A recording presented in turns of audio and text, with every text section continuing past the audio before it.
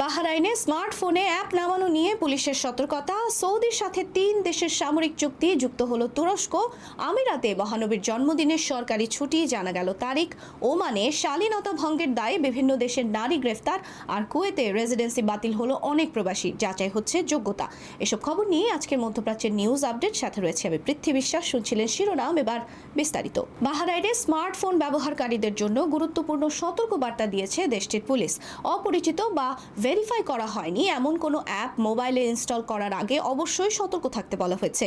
কারণ দেখতে সাধারণ মনে হলেও এসব অ্যাপের মাধ্যমে আপনার ফোনে গুরুত্বপূর্ণ তথ্য চুরি হতে পারে, এমনকি পুরো ফোনের নিরাপত্তাও ঝুঁকির মধ্যে পড়তে পারে।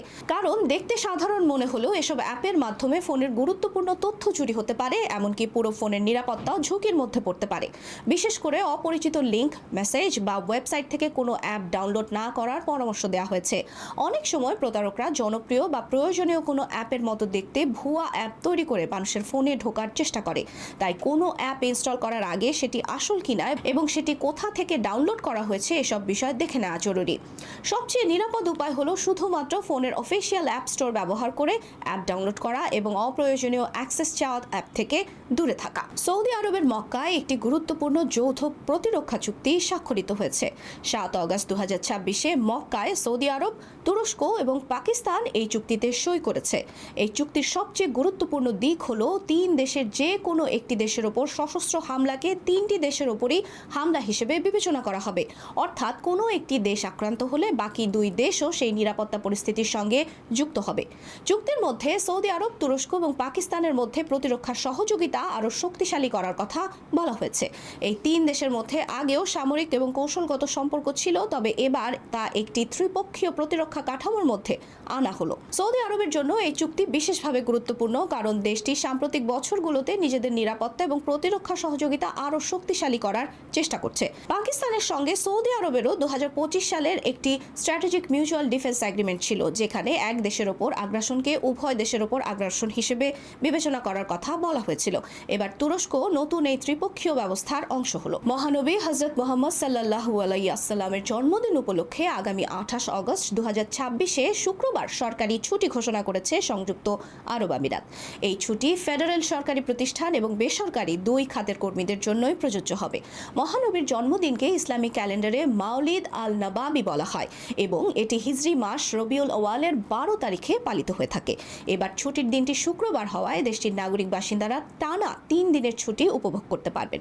এরপর 31 অগস্ট সোমবার থেকে আবার নিয়মিত কাজ শুরু হবে। আমিরাতের বাসিন্দাদের জন্য অগস্ট মাসে এটি হতে যাচ্ছে সবচেয়ে দীর্ঘ ছুটি। ওমানের মাস্কাট গভর্নরেট এলাকায় কয়েকজন প্রবাসী নারীকে আটক করেছে রয়্যাল ওমান পুলিশ। তাদের বিরুদ্ধে জনসম্মুখে শালীনতা বিরোধী পোশাক পরিধান এবং আচরণের প্রমাণ পাওয়া গেছে, যা দেশটির সামাজিক রীতি এবং জনসাধারণের শালীনতার সঙ্গে অসঙ্গতিপূর্ণ বলে বিবেচিত হয়েছে।